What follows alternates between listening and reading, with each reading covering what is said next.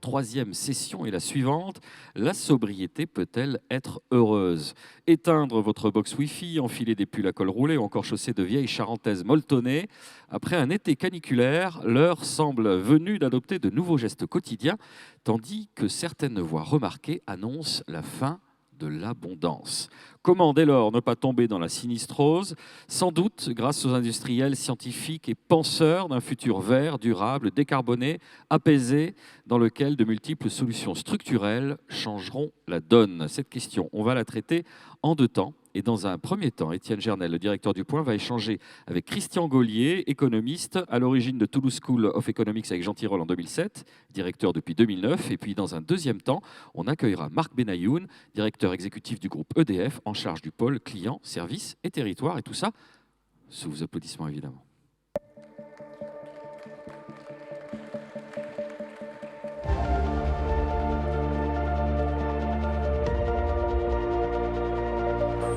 C'est bon, on y va? Bien les amis, notre invité, on peut le dire, aujourd'hui, est un ponte. Et il est cofondateur de TSE, professeur au Collège de France, quand même, rien que ça. Il a écrit une centaine d'articles scientifiques, publié 7 livres, co-auteur des 4e, je crois, et 5e rapports du GIEC. Et je vous conseille dans ces livres, en particulier Le climat après la fin du mois. C'est édité au PUF et c'était en 2019. Bref, merci d'être là parmi nous parce que celui qui sait, c'est lui, il est là. Il va nous apporter des réponses aux grandes questions qui se posent et notamment ces grandes questions sur la fin de l'abondance. Est-ce que la sobriété peut être heureuse? Je me permets quand même de citer à nouveau Épicure, le plaisir est le commencement et la fin de la vie heureuse. Alors, Christian Gaulier, dites-nous, est-ce qu'on va quand même connaître un peu de bonheur ou est-ce que l'avenir est sombre? Alors, il faut bien comprendre qu'aujourd'hui, l'Europe en particulier s'est engagée dans un processus de décarbonation assez rapide.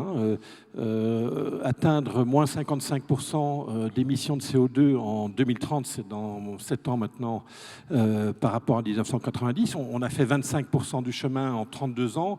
Il nous reste 30% supplémentaires en 7 ans. Donc ça va être assez compliqué et ça va nécessiter des sacrifices. Aujourd'hui, on n'a pas vraiment les technologies. On espère et les Américains en particulier, dans le plan Inflation Reduction Act qui a été passé au Congrès cet été, espèrent pouvoir développer des technologies qui feront que demain, ça sera moins compliqué de faire cet effort de décarbonation. Mais aujourd'hui, ça va coûter cher, ça va coûter des changements de mode de vie et de mode de production, et donc probablement assez fortement une atteinte au pouvoir d'achat des ménages. Mais est-ce qu'il n'y a pas un tabou à faire sauter de manière claire? Arrêtez de dire aux gens, on va s'arranger, vous allez voir, ça va bien se passer. Ça va coûter cher l'énergie, ça va nous coûter cher et la transition va nous coûter extrêmement cher. Parce qu'à un moment, il ne faut pas dire aux gens, bah franchement, oui, ça va vous coûter un bras, mais on est obligé de le faire. Est-ce qu'il faut être honnête avec le public et avec les opinions publiques? Alors, observez qu'Emmanuel Macron, quand même, il y a début septembre, a dit, ou fin août, il a dit à fin d'abondance. C'est quand même un début. Mais c'est vrai que c'est assez exceptionnel. C'est un discours qu'on n'a pas du tout l'habitude d'entendre en France et dans le monde. Et c'est assez compliqué, c'est vrai, pour un politicien de dire du sang, des larmes, de la sueur, quand l'opinion publique a en tête plutôt une utopie d'une transition énergétique heureuse. Et c'est compliqué d'aller contre ses électeurs.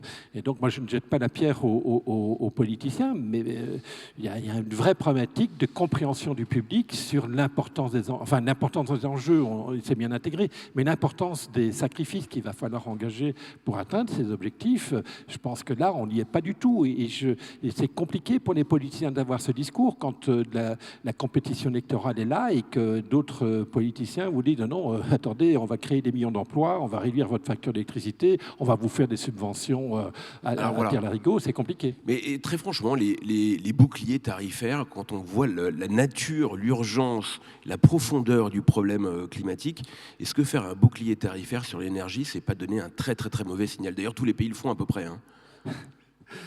Donc écoutez, sur ce bouclier tarifaire, effectivement, c'est un peu surprenant. Alors c'est vrai qu'on a eu un choc depuis 9 mois maintenant, un choc énergétique considérable avec des prix, en particulier sur le marché de gros, sur le pétrole et bien sûr sur le gaz naturel. On a aujourd'hui sur le prix de gros du gaz naturel en France l'équivalent de 500 € le baril de pétrole. Pas sur le baril, mais sur le gaz naturel, l'équivalent de 500 €. C'est donc complètement extraordinaire. Donc je comprends que le politicien il cherche à lisser des chocs. Et c'est vrai qu'il y a beaucoup de ménages qui s'ils étaient confrontés à cet énorme tsunami d'augmentation du prix des énergies, auraient des problèmes de fin de mois qui seraient considérables. Donc l'idée de lisser, je le comprends, mais ça devrait être limité aux ménages qui ont effectivement des problèmes de fin de mois. Au lieu de ça, on a ouvert les vannes financières de la finance publique et donc de la dette publique qui vont être remboursées un jour, et on a permis aux ultra-riches continuer à utiliser le jet privé pour prendre le sujet de cet été, mais aussi les gens qui n'ont pas de problème de fin de mois, qui roulent avec des grosses voitures, de continuer comme de si rien n'était, alors qu'il aurait fallu aujourd'hui, avec une réduction de l'offre d'énergie considérable, il aurait fallu réduire la demande de quantité équivalente à travers des ajustements prix, mais qui n'ont pas été faits. Alors il y a la question fondamentale, parce que l'évolution du prix, pourquoi ça va coûter plus cher, c'est la taxe carbone en fait, c'est le prix du carbone. Et alors si je ne me trompe pas, il est aujourd'hui aux alentours de 44-45 € en France, c'est ça? Donc alors effectivement, donc le sujet c'est comment aligner les intérêts, la multitude d'intérêts privés sur l'intérêt général. Comment faire en sorte que l'objectif politique que nous sommes fixés à travers nos institutions démocratiques de réduire de 55% nos émissions en quelques années, comment transformer cette ambition collective en une myriade d'actions individuelles. Et ça c'est compliqué parce que quand on réfléchit soi-même entre prendre la voiture ce matin ou prendre les transports en commun ou son vélo, il pleut, c'est quand même plus simple de prendre sa voiture. Enfin, bref, on n'a pas nécessairement, on n'est pas incité à intégrer les bénéfices sociétaux de nos sacrifices individuels. Et donc l'idée d'une taxe carbone, l'idée d'un prix du carbone, c'est de faire en sorte que chacun d'entre nous, les consommateurs, les entreprises, intègrent dans nos décisions individuelles le fait que si on prend des actions moins carbonées, eh bien ça va contribuer à cette ambition collective. Et donc voilà, le prix du carbone, c'est une chose que les économistes sont d'accord sur peu de choses, mais là, ils sont extraordinairement en situation de consensus pour dire, pour contribuer à résoudre le problème climatique, il va falloir envoyer un signal prix clair aux ménages et aux producteurs. Et aujourd'hui, on a une taxe carbone en France qui est à 44,6 €, c'est la tonne de CO2, donc environ 10 centimes le litre d'essence, mais c'est largement insuffisant pour engager la réduction des émissions de CO2 au niveau que nous sommes fixés. Alors moi, j'ai lu dans un très bon journal qui s'appelle Le Point, une interview de vous où vous disiez, pour atteindre 0 émission nette en 2050, qui est l'objectif que l'on s'est fixé, il faudrait 750 € la tonne, de 44 à 750 €, mais c'est un choc absolument considérable. Donc cette vérité-là, il faut la répéter, il faut la dire.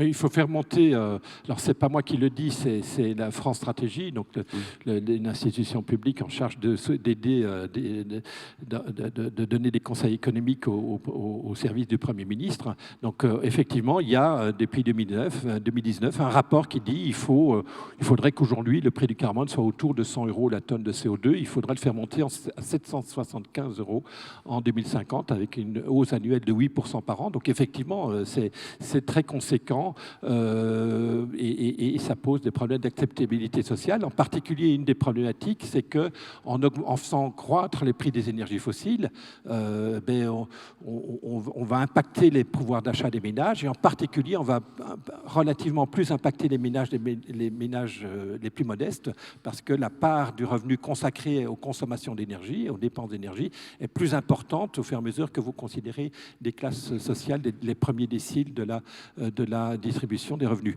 Et donc, on a un problème d'inégalité sociale. La lutte contre le changement climatique nécessite de faire monter les prix des énergies, et ça va impliquer que les ménages les plus modestes seront plus impactés en pourcentage de leurs revenus que les ménages les plus riches. Mais la taxe carbone, elle a cet avantage par rapport aux autres politiques qui, elles aussi, ont comme conséquence d'augmenter le prix des énergies et donc avoir les mêmes impacts en termes d'inégalité. La taxe carbone a cet avantage qu'elle va engendrer un revenu fiscal qui pourrait, alors n'a pas été fait jusqu'à maintenant, mais qui pourrait être utilisé pour compenser, voire surcompenser les ménages les plus modestes. Pour redistribuer. Et donc lutter à la fois contre le changement climatique et contre les inégalités. Mais alors, pour pouvoir redistribuer des revenus, il faut aussi en avoir, donc il faut avoir de la croissance. C'est l'un des autres débats philosophiques ou de l'écologie aujourd'hui, où il y a des gens qui disent non, il faut de la croissance, et puis il y a des gens qui disent il faut plus de croissance. Et ça, c'est quand même un vrai sujet. Moi, j'ai noté quand même dans les rapports du GIEC, je ne vois pas le mot décroissance apparaître. Non, mais c'est très curieux parce que ce mot apparaît partout, y compris par des gens qui se réclament des rapports du GIEC, mais on ne les voit pas, sauf si vous l'avez vu. Mais moi, je ne l'ai pas vu. Alors, si vous voulez, le lien entre changement climatique et croissance, il est évidemment multiple. À la fois, si on ne fait rien, on va avoir des dommages, notamment des dommages économiques qui vont obérer la croissance. Et puis, en même temps, si on fait beaucoup, on va avoir des coûts de la transition énergétique qui vont aussi obérer le pouvoir d'achat des ménages. Et donc, évidemment, il faut trouver le bon compromis parce qu'évidemment, la grande différence entre les dommages et les coûts de la transition, c'est que les coûts de la transition, ils sont subis tout de suite. Alors, les coûts des dommages, ils sont subis dans 50 ans, dans 100 ans, demain aussi, mais essentiellement la demi-vie du carbone émis dans l'atmosphère, c'est plus de 100 ans. Voilà, donc c'est un sujet compliqué. Il faut bien comprendre que on peut espérer. Vous l'expliquez ça, la demi-vie, qu'est-ce que ça veut dire? Demi-vie, ça veut dire le CO2, une tonne de CO2, une molécule de CO2 que vous émettez aujourd'hui, elle va rester dans l'atmosphère pendant un certain temps. Elle va à un moment ou à un autre récupérer soit par les océans, soit par la photosynthèse. Et donc, en moyenne, la durée de vie, c'est un phénomène exponentiel et la moitié du CO2 que vous émettez aujourd'hui disparaîtra dans un peu plus de 100 ans. Ah oui. Donc c'est très long, c'est très très long. Même si on arrêtait tout de suite les émissions de CO2 aujourd'hui, on aura encore une augmentation de la température moyenne de la Terre pendant plusieurs décennies. Donc c'est vraiment, ça fait partie des difficultés. Enfin, le problème de changement climatique, c'est sans doute le challenge auquel est confrontée l'humanité le plus extraordinaire et le plus compliqué, parce que non seulement c'est une pollution globale, c'est-à-dire que le CO2 que vous émettez ici aujourd'hui à Toulouse, il ne va pas rester à Toulouse, il ne va pas rester en France, il va se répandre sur l'ensemble de l'atmosphère terrestre et donc va impacter un tout petit peu les Français, mais surtout le reste du monde. Et en plus, il y a cette tragédie des horizons qui est l'essentiel des dommages, il est dans très longtemps. Il est effectivement demain, mais il est en moyenne dans très longtemps. Alors, vous venez de le dire, c'est un sujet mondial, c'est-à-dire qu'un gramme de CO2 émis à Toulouse ou à Jakarta ou à Los Angeles, en fait, ça a le même effet pour tout le monde. Et donc se pose la grande question de la gouvernance mondiale et de la coopération, parce que ça ne marchera pas sans ça. Est-ce qu'on peut dire deux choses? L'Europe est plutôt un bon élève, mais qu'est-ce que ça lui apporte? Et du point de vue de la coopération mondiale, est-ce que la COP27, pour vous, c'est une bonne nouvelle qu'elle soit bien tenue? Ou est-ce que c'est une tragédie parce que ça n'avance pas? Alors, on peut peut-être revenir aux accords de Paris, COP21. 2015. Donc, et même, on peut revenir à Kyoto, donc le protocole de Kyoto, fin des années 90, dans lequel les pays occidentaux s'accordent pour réduire leurs émissions de CO2. Le Kyoto a été un échec radical. Les Américains avaient signé, le président américain avait signé, mais n'a jamais été ratifié par le Congrès américain, donc ça n'a jamais été en œuvre. Et puis les autres pays, excepté l'Europe, ont abandonné Kyoto très rapidement. L'Europe est la seule région du monde qui, je vous l'ai dit, a réduit ses émissions de CO2 de façon considérable. Les autres pays n'ont pas fait. Même les États-Unis émettent plus de CO2 aujourd'hui qu'ils n'en émettaient en 90. Oui, ça veut dire que les moulinets de Joe Biden, c'est un petit peu du... Alors là-dessus... du violon. Alors d'abord, première chose, c'est très compliqué de demander... Quand un pays fait des efforts de réduction des émissions de CO2, il supporte 100% des coûts et les 99% des bénéfices vont à le reste de l'humanité. Donc c'est compliqué pour un pays de s'engager dans un processus où on demande des sacrifices, mais les bénéfices vont à d'autres êtres humains que nos concitoyens. Donc ça, c'est une première difficulté. Deuxième difficulté, quand un pays comme la France, en solo, déciderait d'être très ambitieux pour la réduction des émissions de CO2, donc en pénalisant fortement ces industries les plus carbonées, les industries les plus carbonées, quand elles ont la possibilité d'aller produire à côté sans pénalité, elles vont le faire. Et donc, on a un énorme risque de désindustrialisation. Et c'est vrai qu'une bonne partie des réductions d'émissions de CO2 qu'on a observées en Europe depuis 30 ans proviennent du fait qu'on a décidé d'aller délocaliser notre production. Et donc, en fait, quand vous tenez compte de nos émissions, de nos consommations, pas seulement de notre production, en fait, on n'a pas tant que ça réduit nos émissions de CO2 en Europe. Donc, ça reste un problème extrêmement compliqué. Tant que les Nations Unies n'ont pas des chars pour envahir les pays qui refusent énergiquement de faire des efforts, on n'y arrivera pas. Et les COP, c'est un processus de négociation internationale extrêmement complexe, parce que dans la COP, c'est l'unanimité qu'il faut. Quand à Sharm el-Sheikh, dimanche, dans la nuit de samedi à dimanche, ils essayent d'obtenir une conclusion signée par l'ensemble des participants, puisque chacun a un droit de veto, dont la Russie, dont l'Arabie saoudite, c'est évidemment, vous allez nécessairement au plus petit commun dénominateur, c'est-à-dire rien du tout. Et effectivement, les accords de Paris ne nous mettent pas du tout sur les rails on parle de 1,5, mais on n'y arrivera jamais. 2 degrés, on n'y est pas du tout aujourd'hui avec les engagements. La Chine a des engagements extrêmement réduits et de toute façon, finalement, ces engagements, on n'est pas sûr de pouvoir les croire. Alors, si la coopération ne suffit pas, là, qu'est-ce qu'il faut faire? Est-ce qu'il faut, et vous avez parlé de la désindustrialisation qui fait une fuite de carbone en fait, c'est-à-dire que du carbone qui aurait été émis à Roubaix sera émis en Chine, si on délocalise en Chine. Et qu'est-ce qu'il faut faire? Il faut faire donc une taxe carbone aux frontières de l'Europe, c'est ça? Je pense qu'il faut abandonner l'idée qu'on va convaincre l'Arabie saoudite, la Russie et le Brésil et plein d'autres pays qui ont bien d'autres problématiques que le problème du changement climatique à court terme. Abandonnons l'idée d'avoir un accord international qui intègre tout le monde. Réunissons les pays ambitieux, l'Europe certainement, les États-Unis peut-être, la Chine peut-être un jour. Réunissons-les, ayons un accord dans ce club climatique et que ce club climatique s'engage à mettre en place des pénalités fortes pour ces industries les plus carbonées et qu'à ces frontières, on mette des ajustements carbone aux frontières, une taxe carbone aux frontières, si vous voulez.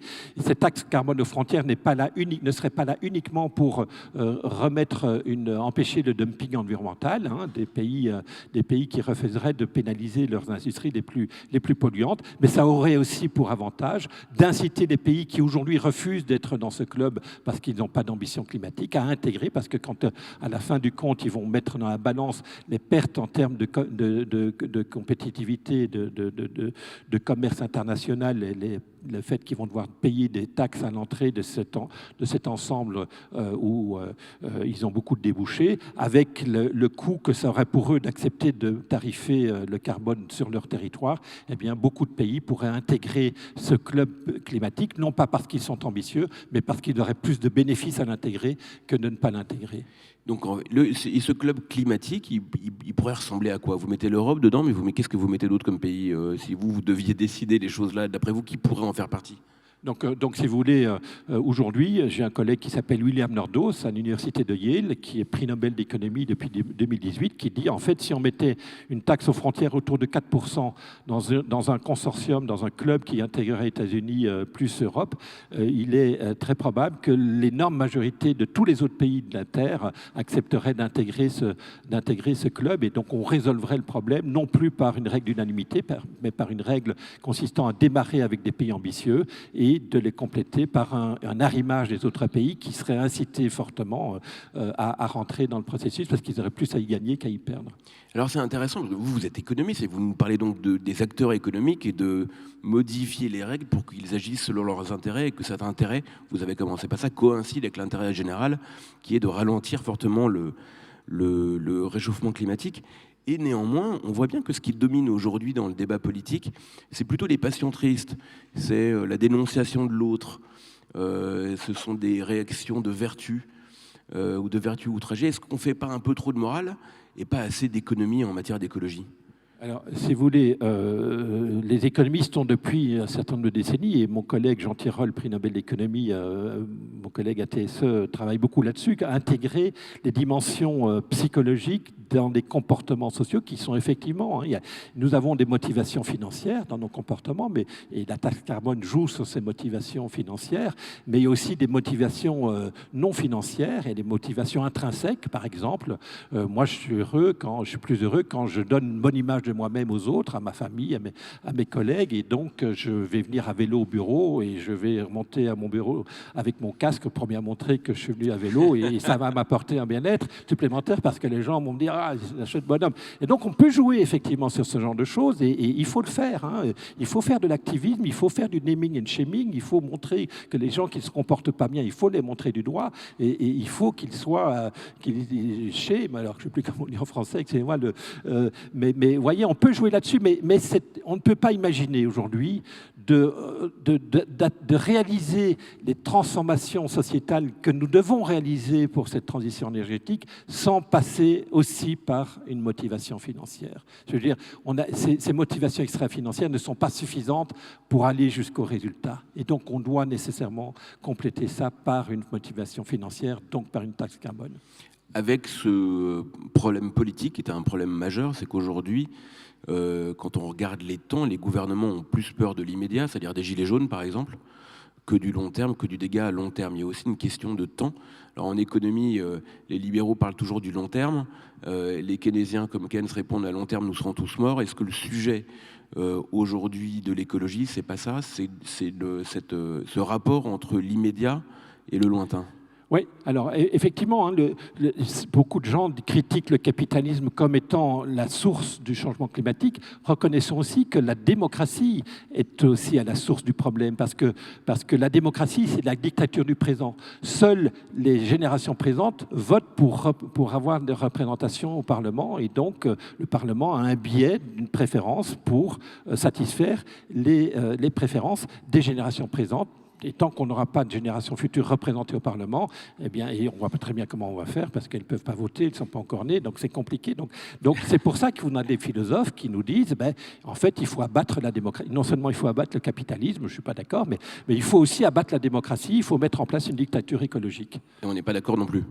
Excusez-moi ? Et on n'est pas d'accord non plus avec ça. On n'est pas d'accord non plus, évidemment, excusez-moi. Mais simplement, il faut convaincre. Voilà, c'est ça le sujet en fait. Donc il faut trouver le bon compromis entre les objectifs contradictoires des générations présentes et des générations futures. Et pour ça, il faut se mettre d'accord sur un prix du carbone, à quel niveau. Si le prix du carbone est très élevé, on fera beaucoup d'efforts aujourd'hui et ça donnera beaucoup de bénéfices aux générations futures. Bénéfices, en fait, de moins de dommages, c'est ça que je veux dire. Donc je fais un peu, soyons précautionneux là-dessus. Et donc, voilà, mes recherches à moi, elles sont plutôt sur les sujets au fond, dans un monde où la prospérité future, parce que finalement, si on croit en l'avenir, d'un avenir très prospère, pourquoi s'inquiéter du changement climatique ?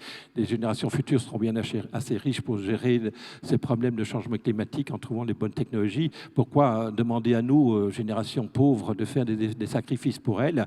Et donc, voilà, évidemment, la problématique, c'est que bien entendu qu'il y a des incertitudes extrêmement profondes qui concernent la prospérité dans les siècles à venir. Et donc, ça nécessite que nous ayons une vraie responsabilité envers l'humanité. Et ça nécessite un prix du carbone assez élevé.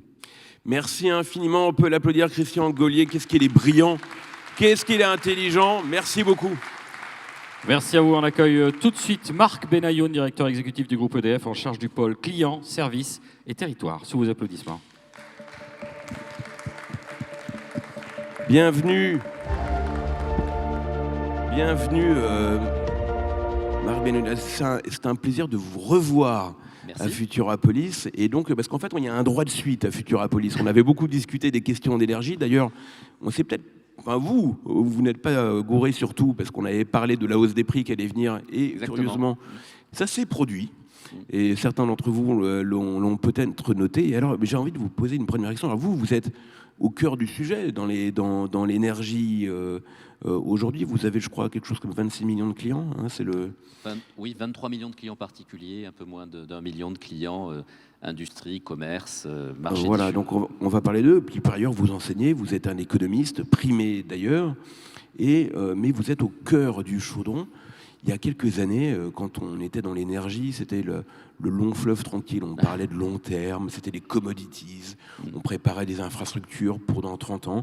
Et finalement, il y avait, comment dire, une forme d'éloge de la lenteur dans cette profession. Et là, quand on travaille dans l'énergie, ça ressemble plus à un stage de la Légion étrangère en Guyane. Là, vous rampez sous les barbelés, il y a des obus de mortier qui tombent. C'est vrai que vu ce qui se passe chaud, en ce moment dans notre secteur, il faut être assez guerrier. D'ailleurs, je me permets de vous corriger, les commodités, c'est souvent assez brutal. C'est souvent des cycles violents. Oui, c'était plutôt ce qu'on appelait les utilities, les utilités. Absolument, donc un secteur de bons pères de famille, où on investissait pour le long terme, où tout était prévisible. Il n'y avait pas beaucoup de concurrence. Bon, non, effectivement, aujourd'hui, le secteur de l'énergie, électricité compris, est un secteur ouvert, un secteur exposé aux chocs internationaux, un secteur qui connaît des prix et des volatilités jamais vus, jamais même imaginés. Personne n'imaginait que le prix de l'électricité serait durablement à plus de 100 € du mégawattheure sur le marché de gros. En fait, on est aujourd'hui à 450 et ça diffuse malheureusement dans le marché de détail. Donc oui, c'est un secteur frappé par des chocs très, très brutaux. Et donc vous vous retrouvez dans ce chaudron politique, mais la hausse des prix, si on se dit les choses, quand vous nous parlez des marchés de gros, mais moi personnellement, je ne payais pas ce prix-là. Racontez-nous un peu en fait, qui paye la hausse des prix aujourd'hui? C'est les particuliers, c'est les entreprises, les Français, les Européens. Qui est-ce qui paye plus que les autres? Qui est-ce qui paye moins que les autres? La réalité de qui paye les factures? Alors, je vous dis un peu vous surprendre, mais celui qui supporte le plus la hausse des prix cette année, c'est EDF. C'est un impact de l'ordre de 30 milliards d'euros pour nous, puisque effectivement, on a été frappé par une baisse de la production de nos centrales nucléaires cette année, un événement qui s'appelle la corrosion sous contrainte qui nous a amené à arrêter des centrales pendant 18 mois à 2 ans le temps de les réparer. Alors heureusement, ça se présente bien, on a fait la moitié de ces travaux, mais donc on s'est trouvé avec moins d'énergie que prévu.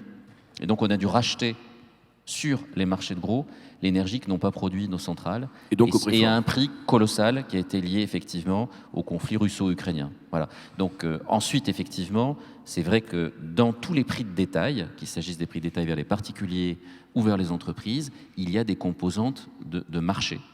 Mais elles sont, je dirais, masquées par plusieurs choses. Elles sont masquées déjà par ce qu'on appelle l'AREN, l'accès régulé au nucléaire historique. C'est une composante significative, hein. C'est souvent 70% pour les entreprises, et ça, c'est à un prix fixe de 42. Prix d'ailleurs qui ne couvre pas le coût du nucléaire, hein. La CRE l'a dit, ça fait 10 ans que c'est 42. Et puis après, il y a des parties. La CRE, la Commission de régulation de l'énergie. Voilà. Non, parce que tout le monde ne travaille pas dans l'énergie dans la salle. Donc cette part-là, si vous voulez, 42, même si c'était un prix plus proche du coût, donc de 50, si vous voulez, ça n'a pas bougé de façon colossale. Mais le complément, lui, il est valorisé au prix de marché, et donc à un prix qui a beaucoup monté. Et puis au-delà, il y a des parts fixes, le transport, les taxes, etc. Donc de toute façon, quand il y a des chocs sur le marché de gros, ils sont bien moindres sur le marché de détail. Ça, c'est lié à la chaîne de valeur de l'énergie. Alors, ensuite, ce qui est vrai, c'est que les particuliers, cette année, ont été extraordinairement bien protégés par la décision du gouvernement, décision qui a d'ailleurs été saluée par des instituts macroéconomiques qui disent que c'était plutôt un bon choix pour limiter l'inflation et des effets de second tour défavorables. Mais c'est vrai que les particuliers ont connu une hausse. Les effets de second tour, pardon?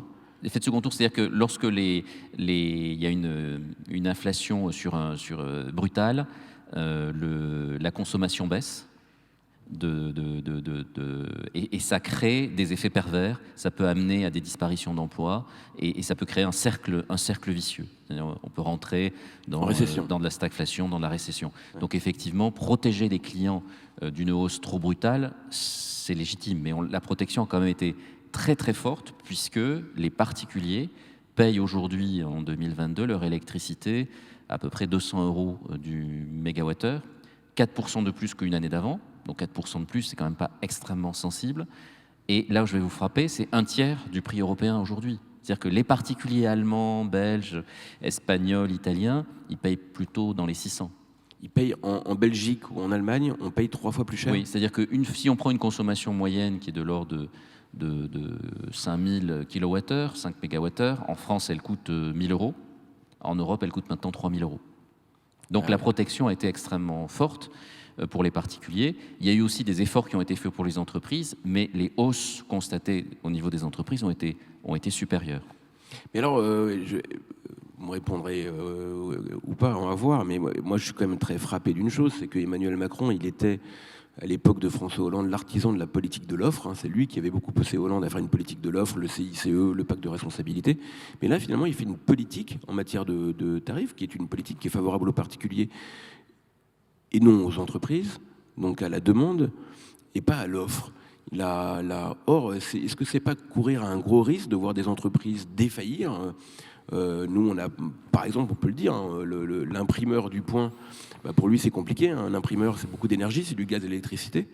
Est-ce qu'on ne prend pas un risque important pour la société à protéger plus les particuliers que les entreprises ? Et donc les emplois des gens, c'est pas du court terme, mais les emplois des gens. Alors, tout d'abord, je pense que le président de la République se soucie aussi beaucoup de l'offre d'électricité décarbonée. Et on l'a bien vu lors du discours de Belfort, en disant on va reconstruire 6 centrales nucléaires de 3e génération, donc EPR2, pour remplacer celles qui vont arriver en fin de vie d'ici 2035. C'est bien pour maintenir une offre décarbonée abondante. Et par ailleurs, il encourage très fortement, et il y a une loi qui passe en ce moment sur ce sujet, le développement des renouvelables. Donc il y a bien une politique de l'offre qui est menée, d'offre décarbonée, pour permettre le déploiement de l'électricité dans de nouveaux usages et contribuer à la décarbonation de l'économie. Donc ça, on ne peut pas dire que ce n'est pas fait. Mais ce qui est vrai, c'est que cette année, avec un prix qui restait très bas sur certaines catégories de clients, ça s'est fait aux dépens des finances d'EDF. Voilà. Mais bon, une grande entreprise connaît parfois des chocs, il faut vivre avec, s'adapter.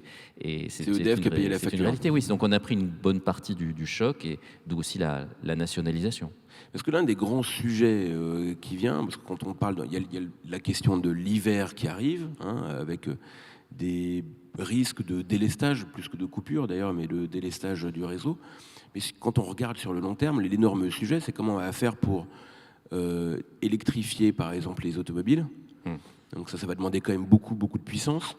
Et si on veut réindustrialiser ou éviter au moins la désindustrialisation, ça va demander des quantités d'électricité absolument phénoménales.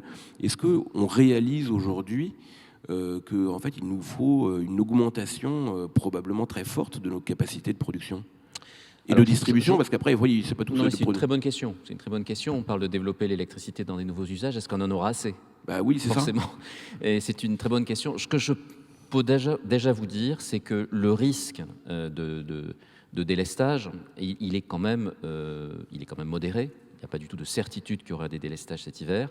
Simplement, il interviendra à un niveau de température qui est plus élevé que d'habitude. Pour vous donner quelques chiffres, le système français est très long et très sécurisé. Normalement, pour arriver aux limites de la capacité de production, il faut qu'on soit à 10 degrés sous les moyennes saisonnières pendant plusieurs jours d'affilée. En 2012, on a connu un événement de ce type et on a réussi à ne pas couper personne, parce qu'effectivement, on avait une très bonne disponibilité des interconnexions, il y avait un peu de vent, etc. Donc, parce qu'il y a aussi une production éolienne qui est incertaine, qui dépend du vent. Donc, on a réussi à passer. Aujourd'hui, c'est sûr que si on avait un événement froid de cette ampleur, de cette profondeur et de cette durée, on serait obligé de pratiquer des coupures. Alors, c'est des coupures, et même à moins 3 degrés, probablement, on commencerait à tutoyer ce risque-là. Mais ce n'est pas un blackout. comme l'a dit très bien Madame Vargon, donc la présidente de la commission de régulation de l'énergie, c'est couper sur certains postes de distribution, c'est-à-dire ceux sur lesquels il n'y a pas d'opérateur d'importance vitale ou d'hôpitaux ou de malades à haut risque vital, c'est de couper pendant 2 heures, interrompre donc la fourniture pendant 2 heures et puis tourner sur le territoire national. Donc si on a une coupure de 3 jours, vu la durée des pointes, c'est-à-dire 4 heures le matin, 2 heures le soir entre 18 et 20 heures, le risque max pour un Français ou pour une entreprise, c'est d'être coupé 1 à 2 fois par jour pendant 3 jours. Ok, donc si on regarde ça comme ça, on va parler quand même donc de 6 heures d'arrêt sur 8760, c'est quand même assez peu. Et pourquoi 2 heures? C'est parce qu'en 2 heures, on n'interrompt pas la chaîne du froid. Et donc, il n'y a pas de dégâts au niveau je dirais des congélateurs, des produits. Voilà. Donc, c'est évidemment très désagréable. Et notre objectif premier, c'est de l'éviter. Mais si ça arrive, on s'est préparé à réaliser cette coupure de façon professionnelle et en prévenant les Français 3 jours auparavant du risque de coupure. Donc, ça ne va pas arriver comme ça de façon très brutale, inopinée et touchant tous les Français. Ça, c'est le premier point. Deuxième point, est-ce qu'il y aura assez d'électricité demain? Alors ça, c'est évidemment lié à ce qui est arrivé au parc nucléaire cette année, donc à cet événement totalement imprévisible qui s'appelle la corrosion sous contrainte, qui a frappé une douzaine de tranches nucléaires sur 56 et qui nous impose effectivement la réparation avant le redémarrage. Donc il y en a une partie qui sont redémarrées, mais à la fin de l'année 23, ce problème sera derrière nous. Donc si on se projette à ne serait-ce qu'à 2 ans, il n'y a pas de problème de disponibilité d'électricité en France. Et si on doit développer des nouveaux usages, par exemple la mobilité électrique, bon, nous on a fait des hypothèses sur la proportion de véhicules électriques dans le parc en 2035, date à laquelle on n'aura plus le droit d'acheter un véhicule thermique, et où donc elle va monter brutalement. Mais à cet horizon-là, ça représentera 10% de la consommation nationale totale. Donc si vous voulez, ce n'est pas quelque chose qui est infranchissable du tout, parce que dans le même temps, on développe sans arrêt des capacités renouvelables. Oui, c'est assez surprenant d'ailleurs, on pourrait se dire si une voiture sur 3 en France est une voiture électrique, ça va poser un problème d'alimentation en électricité majeur. En fait non, parce que le rendement d'un moteur électrique est très bon et parce que les voitures ont la bonne propriété de se charger la nuit plutôt que le jour. Ah oui, c'est ça l'avantage. Oui, c'est le gros avantage. Il ne faut pas charger à 18 voilà. Or la puissance appelée sur le système électrique la nuit, elle est faible. Passé 22h30, elle chute vraiment très bas. Vous voyez, une courbe de charge électrique, ça monte le matin de 6h30 à 8h, il y a un plateau jusqu'à 12h30, ça redescend un peu, et il y a la pointe du soir de 18 à 20h, et après ça chute. Donc entre 22h et 6h, 22h30 et 6h, il y a vraiment très peu de puissance appelée, souvent même moins que la moitié de ce qui est appelé le jour, et donc charger des voitures la nuit, ça pose aucun problème. Donc on a de la réserve là-dedans. Je voudrais qu'on fasse qu'on revienne un petit peu sur la question des prix de l'énergie, parce que c'est quand même l'énorme sujet. Est-ce que déjà vous pouvez nous expliquer quelle est la part, qu'est-ce que représente la guerre en Ukraine dans l'augmentation des prix de l'électricité, de l'énergie en France? Quel est le rapport? Comment ça se passe et quel est le lien logique? Comment ça s'est passé? Pourquoi? Comment? Alors c'est de loin l'essentiel de la hausse. Il y a parfois quelques esprits chagrins qui disent « Ah oui, c'est le problème d'EDF, ils n'ont pas de nucléaire cette année, donc les prix montent. » Non, les prix sont montés dans toute l'Europe.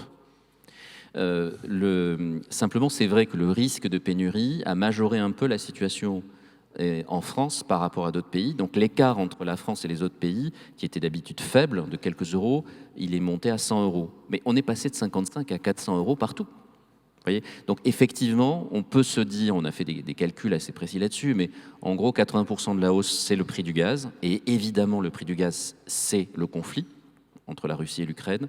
Et 20%, c'est le problème de disponibilité que nous affrontons aujourd'hui et qui est très, très, très cruel pour nous.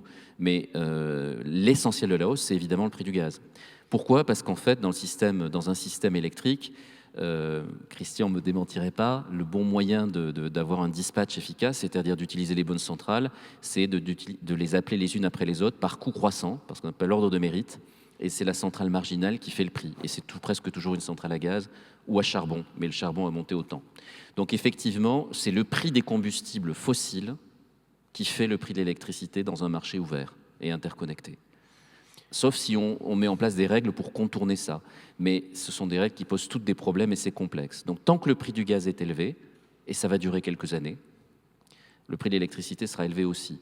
Donc je pense qu'on ne va pas retourner tout de suite au prix de l'énergie bas que nous avons connu pré-conflit. Et pour moi, le conflit n'a pas commencé en mars, mais en octobre 2021, puisque les stocks de gaz n'étaient pas remplis par les Russes. En fait, les Russes sont propriétaires ou ont des droits d'utilisation de stockage européen, et en préparation du conflit, ils n'ont pas rempli les stocks. Donc dès octobre, les gens se sont dit, tiens, il n'y a pas beaucoup de gaz, s'il fait froid, on va être en difficulté, les prix vont monter. Et puis après, il y a eu le conflit, et alors ils ont évidemment, là, ils n'ont pas monté, ils ont explosé. C'est très intéressant ce que vous nous racontez, ça veut dire qu'en fait, les Russes ont préparé l'invasion de l'Ukraine par une gestion de une préparation de la pénurie de gaz. C'est de notoriété publique. Ouais. C'est même un petit scandale en Allemagne, puisqu'effectivement, il y a une question de régulation. Pourquoi on a laissé faire ça? En France, il y a une gestion des stockages qui est beaucoup plus prudente, c'est-à-dire qu'on impose que tous les acteurs du système utilisent les stockages. Donc on est un peu, moi qui achète et qui vends du gaz pour mes clients, je suis obligé d'utiliser les stockages nationaux, et c'est une très bonne chose. Donc le fait que quelqu'un puisse dire non, cette année finalement je ne mets pas de gaz dans les stockages, c'est quand même un petit sujet. Oui, c'est là où on voit d'ailleurs l'énergie a toujours été un sujet géopolitique, mais là c'est très frappant, c'est ne pas envoyer de gaz et envoyer des chars à la frontière. En réalité, ça procède de la même démarche. Alors, cela dit, ils ont bien récupéré la situation puisque les stockages en question étaient nationalisés. Certains appartenaient à Gazprom, et les Allemands cette année vont mettre en place des règles d'utilisation de stockage qui font qu'un tel événement ne peut pas se reproduire. Mais là, oui, ils ont été pris un peu par surprise. Alors, là, il y a la conjoncture. Enfin, j'espère que ça ne va pas durer trop longtemps, mais on ne sait pas. Ça peut durer très longtemps, cette guerre. Mais globalement, quand on regarde les prix de l'énergie sur le long terme, et on en parlait avec Christian Gaulier un instant, si on instaure des taxes carbone, des prix du carbone plus élevés, ça va coûter plus cher sur le long terme, pas pour des raisons géopolitiques, mais pour des raisons climatiques. Et parce qu'il faut investir dans des nouvelles technologies, parce que tout ça va coûter cher et que c'est normal. Est-ce qu'il faut faire cette vérité sur les prix, de dire aux gens, ça va coûter plus cher, je vous préviens, je suis honnête avec vous, je ne vais pas vous endormir. Il faut dire, l'énergie, ça va coûter plus cher dans les années qui viennent. Est-ce qu'il faut tenir ce discours-là ? Je crois qu'il faut le tenir, et de toute façon, on ne peut pas protéger éternellement les clients et ne pas leur transférer le prix de revient dans un marché. C'est-à-dire qu'on peut une année dire, on ne va pas augmenter les prix parce que c'est pas la bonne année pour le faire, il y a des tonnes d'autres problèmes, des problématiques sociales, etc. Mais on ne peut pas le faire dans la durée. Donc les prix de l'électricité et du gaz, ils vont augmenter. Et du point de vue du combat contre le réchauffement climatique, c'est une opportunité. Les Américains diraient, c'est un wake-up call, c'est un réveil un peu brutal. Il faut se mettre à consommer moins. La sobriété, c'est une priorité. Donc il faut effectivement, et ça m'amène à parler de notre offre aujourd'hui. Aujourd'hui, nous ne faisons plus 1 euro de campagne pour faire venir des clients chez EDF. Tout notre effort de communication est tourné vers un effort de sobriété. Donc on a envoyé des millions de courriers, de mails à nos clients pour diffuser des éco-gestes. J'ai vu que vous passiez la petite vidéo que j'avais faite à ce sujet. Et on travaille avec tous nos clients pour les inciter à consommer moins, et ça marche. Aujourd'hui, les consommations baissent. Alors aujourd'hui, les consommations baissent. C'est-à-dire que en fait, l'histoire, c'est de baisser la consommation pour des usages existants, pour essayer de dégager de la puissance et de la possibilité pour des nouveaux usages, par exemple une voiture électrique. Tout à fait. Donc, je vais vous donner un exemple très concret. Les particuliers, je vois qu'il y en a beaucoup dans cette salle. Donc, on a 23 millions de clients à la fin de l'année. Tous les clients ont accès via toutes les devices, que ce soit un téléphone, Internet, un ordinateur, etc., à une décomposition de sa facture et de sa consommation. C'est via le système qui s'appelle EDF et moi, avec des suggestions pour consommer moins. Parce qu'en fait, une courbe de charge électrique, c'est un objet un peu compliqué. Et en fonction de la PMIN, de la PMAX, des dénivelés de puissance, on peut donner un conseil intelligent à quelqu'un. Et pas simplement lui dire « ne mettez pas un plat chaud dans le réfrigérateur », parce que ça, beaucoup de gens y avaient déjà pensé. Mais quand on regarde l'appel de puissance sur un compteur, on peut déduire quels sont les usages potentiellement problématiques et suggérer des évolutions aux clients. Donc les clients qui vont souvent et qui vont consulter, certains vont jusqu'à 10 fois par an regarder ces données, c'est donc 1 fois par mois, c'est intéressant, eh bien ils arrivent à baisser significativement leur consommation jusqu'à 10%. Donc, quand on se soucie de sa consommation et qu'on veut la baisser, on trouve un conseil qui permet de le faire. Mais alors, et le client qui va baisser, faire attention à sa consommation, est-ce que quand même, il va être heureux ? c'est notre thème un petit peu, la sobriété heureuse, qu'elle peut être heureuse. Est-ce que le client, il peut quand même ressentir du plaisir de vivre en rationnant, en rationalisant, en optimisant? Est-ce qu'il va être heureux, le client qui fait attention à sa consommation? C'est une question très difficile. Moi, je pense que beaucoup de choses peuvent être faites qui ne génèrent pas d'inconfort. Et honnêtement, je vais prendre un exemple très, très concret. Quand on part en vacances une semaine, combien d'entre nous éteignons le Wi-Fi? Peu, très peu. On le voit sur les courbes de charge. L'été, le talon de consommation baisse très peu. C'est-à-dire ce qui correspond au frigo, au Wi-Fi, c'est-à-dire aux usages constants dans la maison. Évidemment, on utilise moins sa télé, moins la lumière, moins le four, ça se voit. Mais vous voyez, c'est le genre de choses. Est-ce que c'est gênant, lorsqu'on part en vacances une semaine, d'éteindre le Wi-Fi, de le remettre et d'attendre 1 minute 30 qui se réarme? Non.